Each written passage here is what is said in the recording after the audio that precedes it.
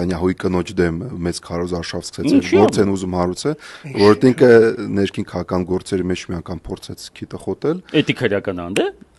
Դե ինքը խնդիր է, որովհետեւ դու արդեն Իրան մեր մոտ նույն շապկա իրան շամպայն են ուղարկել մի հատ գործիչներից մեկը, որպեսզի լավ сделка գնա, ինքն էր շամպայն, ящикով շամպայն ընդունել եւ դա համարվել էր որպես բան, կաշառք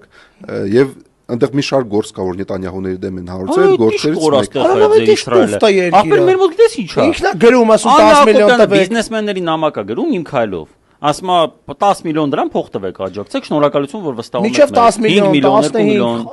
Էդի շա մեծ շամպանսկի համար դատում են։ Մի ящик շամպայն արա, դա երկիր ես դերը ուսումնասիրում, ա ես չեմ գալի։ Իսրայել մի գնացեք, Իսրայելը տուֆտա երկիր է։ Բացարձակ էդի վիճակ է այս։ Մի հատ շամպայն շամպայն, մի հատ ինչ շամ, ասենք Դոն Պերինյոն էր գոնե։